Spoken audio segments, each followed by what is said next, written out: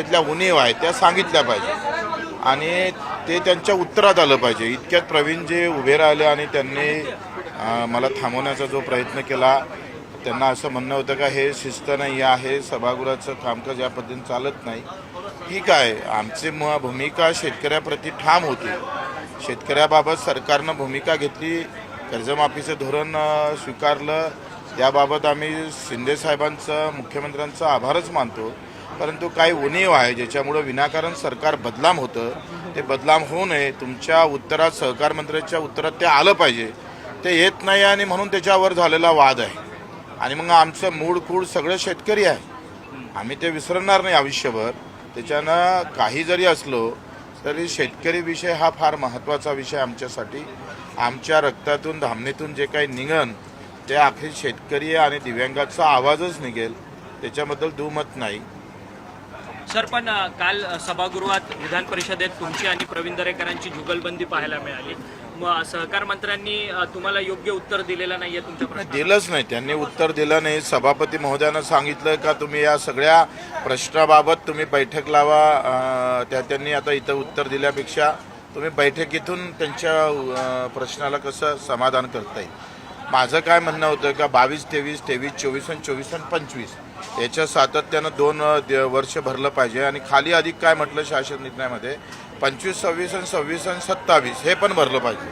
तर ही त्या अधिकाऱ्यानं प्रशासनानं केलेली घोडचूक आहे. त्याच्यामुळे सरकार विनाकारण कर्जमाफी केल्यावर हे बदनाम होत आहे. तो ह्या सगळ्या घोडचुका आपण थांबवल्या पाहिजे. ही भूमिका आम्ही सभागृहात मांडत होतो. तेव्हा प्रवीण जे आले ते म्हणून तुम्ही काहीतरी तुम्ही ते काय पाळत नाही नियम वगैरे काय सभागृहातले, त्याबद्दल ते बोलले. ते तर त्यांचा विषय आहे, माझा विषय आहे. मी शेतकऱ्याबद्दल बोलत राहील. परंतु सभागृहात सभापतींपेक्षा काही नेते मोठे झालेत का? नाही, मला असं वाटतं मी त्याच्यावर टिप्पणी करणार नाही. मी शेतकऱ्याचा विषय प्रवीण दरेकरजी आणि बच्चू कडू अशा वादात नेणार नाही. माझ्या डोक्यात शेतकरी आहे, शेतकऱ्याचा विषयच मला वाटतं चव्हाट्यावर असला पाहिजे आमच्या दोघांच्या विषयापेक्षा. अरेतोरेची भाषा ही सभागृहात बसल्यावर चलता. शेतकऱ्यासाठी आम्ही सगळं मान अपमान सगळं सहन करण. उद्या एखाद्यानं आलंय आमच्या अंगावर, त्यानं मारलं तरी शेतकऱ्यासाठी ते सहन करू.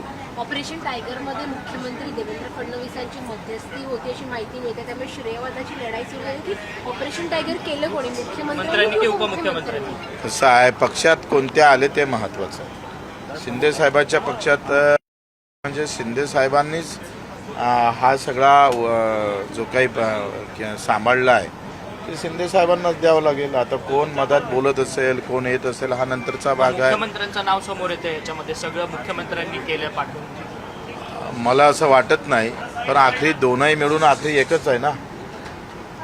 संख्या तर महायुतीची वाढली ना. भूमिका मांडताना तुम्ही मात्र एक वेगळी भूमिका मांडता, विरोधी बाकावरचे विरोधी पक्षनेते असल्यासारखे. शेतकऱ्याच्या बाजूनं बोलणं म्हणजे विरोधी बोललो असं तुम्हाला वाटतं, मला ते वाटत नाही. शेतकऱ्यांच्या संदर्भात नाही, इतर काय झालं, तुम्हाला असं वाटते का बा शेतकऱ्याची बाजू घेऊन बोलूच नका, शांत राहा.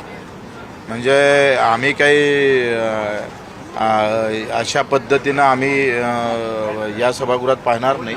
जी बाजू आहे ते कणखरपणे आम्ही शेतकऱ्याची मांडू. सरकार आमचं आहे, आम्हाला माहीत आहे, पण याचा अर्थ असा नाही आहे का तुम्ही बाजूच मांडू नका शेतकऱ्याची, असं होणार नाही.